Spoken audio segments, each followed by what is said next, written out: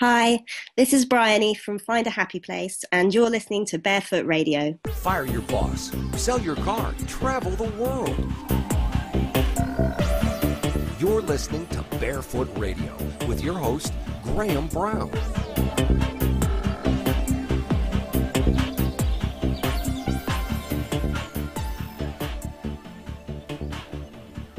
That day when you were ready to leave.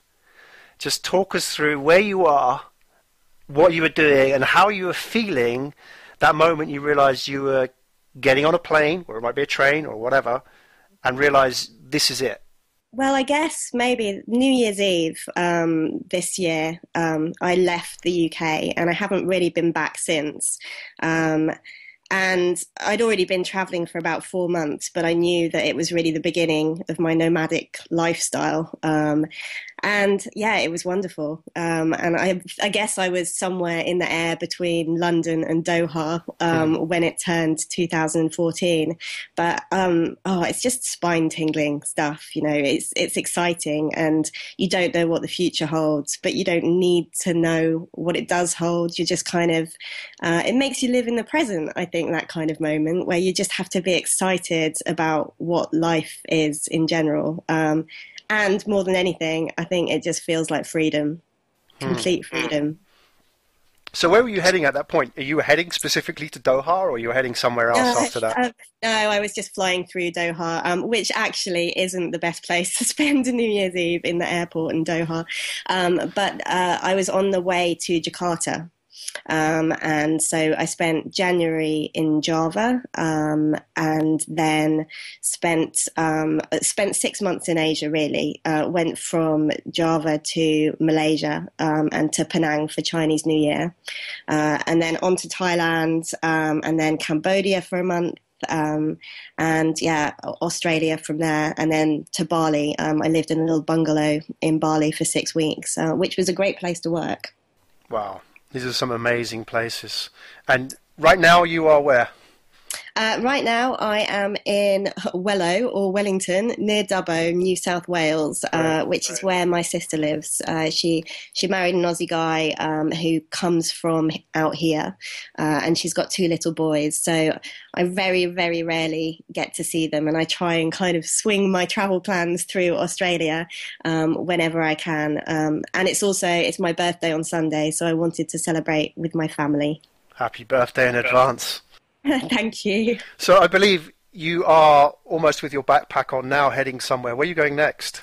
Yeah, I am going to Melbourne for a business meeting, and so I'm going to spend 2 days there. And then from there, I'm going to meet one of my old housemates from Brighton, who is here on a working visa. And we're renting a camper van and exploring the west coast, Perth, around Perth, really, in the Margaret River area. And then after that, I'm going completely different, and I'm spending a month island hopping in the Indian Ocean. Just to see whether it's possible for backpackers to travel and not, spend horrific amounts of money. So I'll be in Mauritius and La Reunion, and also another tiny island called Rodriguez, which is, I think, about 350 kilometers off Mauritius. Wow. That's an amazing itinerary, just that alone. I know, it really is amazing. I feel very lucky. And actually, since I've started researching places to stay, Airbnb for Mauritius and Reunion, it's really not expensive at all. The flights from the UK might be pricey, but once you get there, you can do it really reasonably. You don't have to be in a 5-star resort or be on a honeymoon to have a holiday there. So that's what I'm hoping to find out more about, really. Cool. Oh, I'd love to find out as well. So, already we've booked you in for a future radio show to report on your trip around the Indian Ocean. I'm sure I'll be wanting to talk about it for years to come. Fantastic. Well, I want to pick up on something that you said, about being lucky. And I think many people would look at your lifestyle and say, wow, that's fantastic. She's living the dream. She's living the lifestyle that I wanted to live. Mm-hmm. But it wasn't all easy, was it? I want to rewind, turn the clock back a little bit and go to the starting point, really, I guess, of this journey. And we go way back to 2001. And your lifestyle was very different, right? And even your outlook on life was very different. Can you share with us that sort of low point where, all of these ideas really began? Yeah, for sure.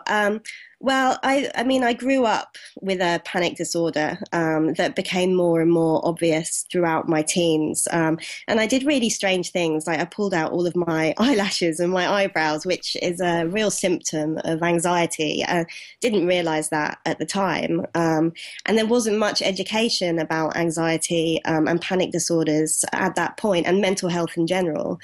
And then I was at university, and September the 11th and the terrorist attacks rolled around in my third year. And I'm not sure why, but I was terrorized, really. My panic just really spiraled out of control. And I got to the point where I was too frightened to leave the house. I thought there would be snipers in the bushes. I couldn't sleep because I thought assassins were going to come in through the window. If planes flew overhead, I hid under the table. Very irrational, but that's what panic and anxiety is. And you know that it's irrational, but you can't make your kind of heart believe that. So it was a terrible way to live. I nearly quit university altogether. I was advised to check into a facility for people with mental health problems and to, battle it on a full-time basis. But at that point, I just kind of told myself I have to get through this. I don't want to take time out of my life. This isn't the way I want to live. It was really, really low for me. There were plenty of times where I just felt completely and utterly hopeless, that I really thought that the rest of my life was going to kind of equate to being between four walls where I felt safe, because I couldn't be anywhere else and I didn't want to be anywhere else. So yeah, that was very low. It seems inconceivable that a girl who was scared of going out the front door and hiding under the kitchen table could now be out there on her own, backpacking around the Indian Ocean. That seems an insane transition. What on earth happened? I know, it does. And sometimes when I look back on it, it does feel really unreal. It's almost like a dream now. I don't feel like that person anymore. Although, I'm definitely not completely recovered from it. And I still do a lot of work to manage it on a daily basis. But I never wanted to travel anywhere. I had no idea why anybody would want to get on a plane, which felt dangerous, even to take the trip to the airport, which felt dangerous, to go somewhere where you didn't know anybody, and everything was unknown and out of my control. I saw all of my friends go off on gap years, and I just thought, what the heck are they doing? I want to stay here in my bubble with my parents and effectively wrap myself up in cotton wool. But yeah, I think that when I really made the decision that I had to change my life, I forced myself to want to do these things. And I think maybe the first time that I went traveling, I don't know how much I really wanted to do it. I just felt like I should and that I needed to. But then since then, it's just been a healthy road. It's had blips along the way, but it was definitely the right thing for me to do. Has that been cheaper than therapy, dare I ask? You know what? Probably, yeah. The therapy, I've tried all different kinds of therapy. And to be honest, I don't want to dismiss therapy at all. I think it's really, really important. And I think everybody's anxieties are very different, but panic disorders are really serious and really debilitating, and I don't think that you can just get through them on your own. It's a real illness, and I need the medication now that I take every day, and I needed to have the cognitive behavioral therapy that I had and the counselling that I had in order to be where I am today. So, I do think that it's something that needs to be taken seriously, and you need to take in hand. I did a fair amount of battling through it on my own, but I would, say to people that it's much better to get some help on board and some support to see you through it, because it's a rough road. It's an amazing story, because it's the last advice or any kind of recommendation I would have thought a traditionally trained therapist would advise somebody to do is, right, what I want you to do is go out there to an unknown place with unknown people where everything can go wrong, where you might not speak the language and so on. It seems like you're really throwing yourself in the deep end. So I'm really curious, you mentioned yourself like you forced yourself to do it. Had you just had enough at that point, or what was that trigger that made you do it? Yeah, I mean, I had enough, but in a really quite severe way. I had, I was in a really dark place, and I wanted to do myself harm. I didn't want to be around anymore. I didn't have any quality of life.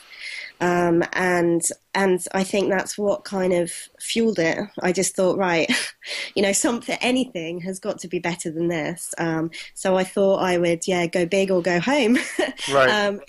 And that's when I booked the ticket. And it is really counterintuitive. But what you mentioned about control, that's a really huge part of anxiety, the need to have control over all of your circumstances in your environment, and, not to be in places that are unfamiliar. But actually traveling is so wonderful for that, because you are just thrown in. And I found that I just suddenly coped. I couldn't control anything. It became very clear that I was not going to be able to control anything at all. And you just are forced to go with it.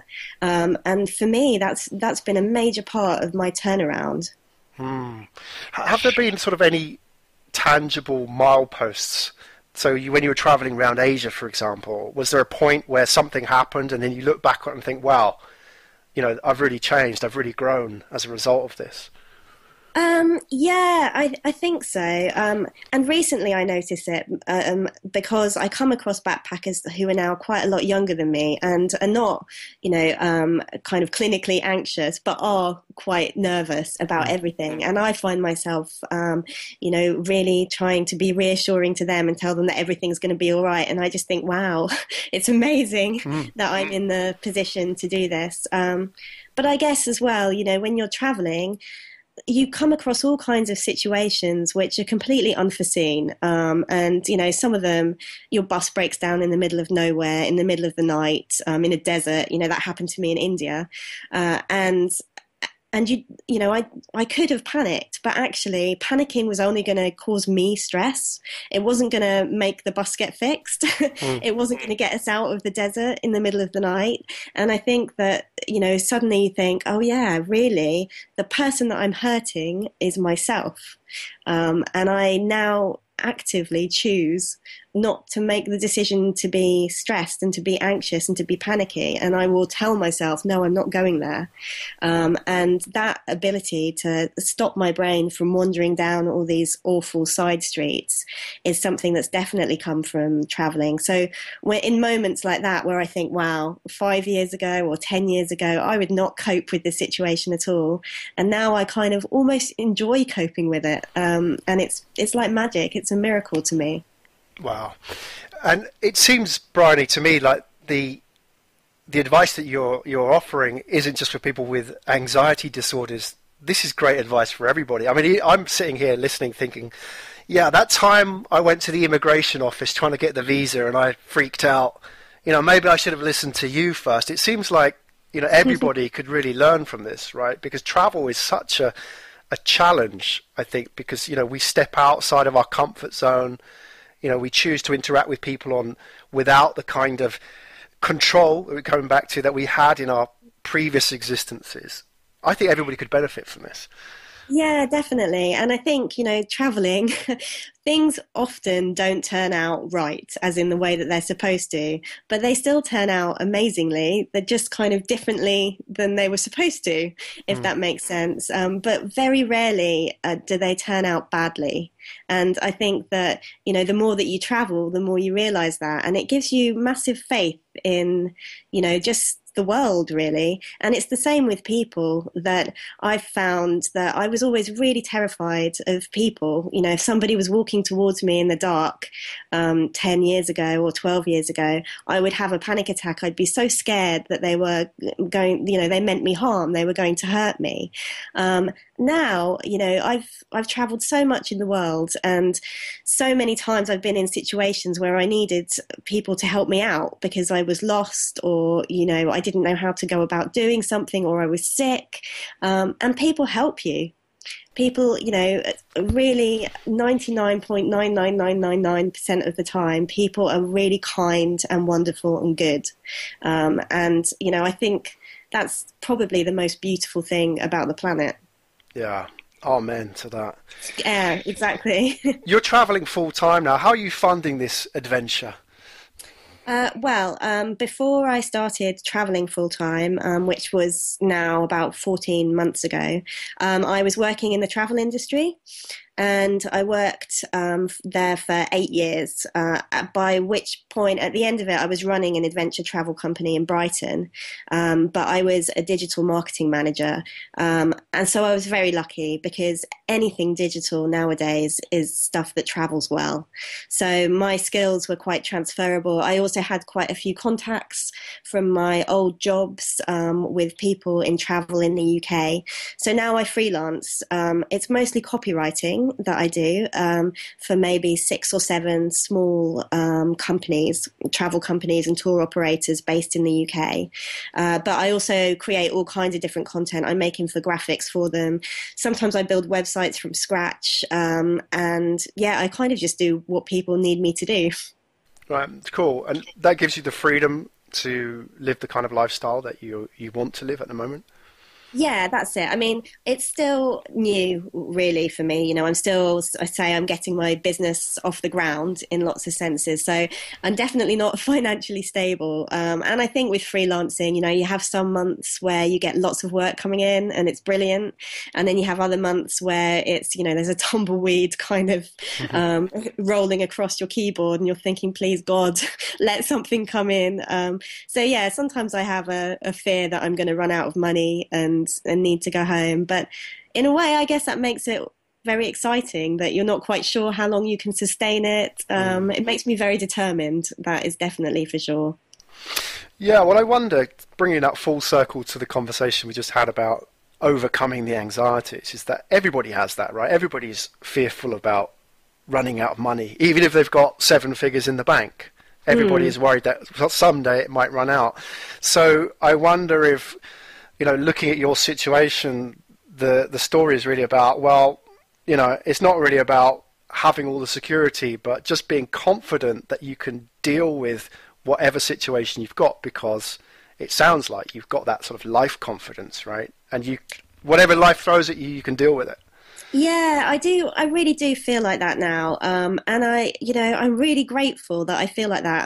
And sometimes I feel like the anxiety disorder has actually helped me to get where I am today, and that I should be thanking it in a weird way, for being able to have the perspective that I have. But it's so true. If I run out of money and I go home, then I just get a job at home.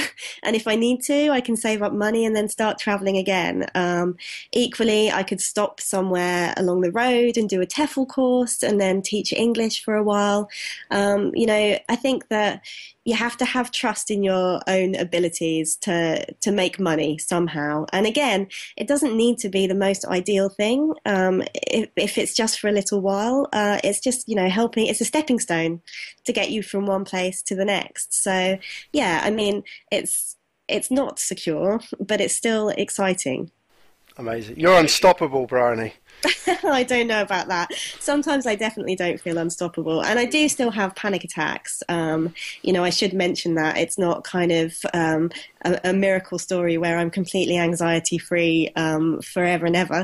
But it's, so much better than it used to be. But yeah, it's just about learning to move past the things that worry you, I think, and keep your perspective, or swing your perspective back. That's what I think. Nice. So it sounds like you're having a good time now. Do you think much about the future? Yes, I do. And I do now, especially that I'm just about to turn 35 on Sunday, which seems really unlikely to me because I feel like I must be about 25 or 26. Um, but I think, as a woman, I've got a biological clock kind of ticking in the background, which is a concern. And obviously, living a lifestyle like this,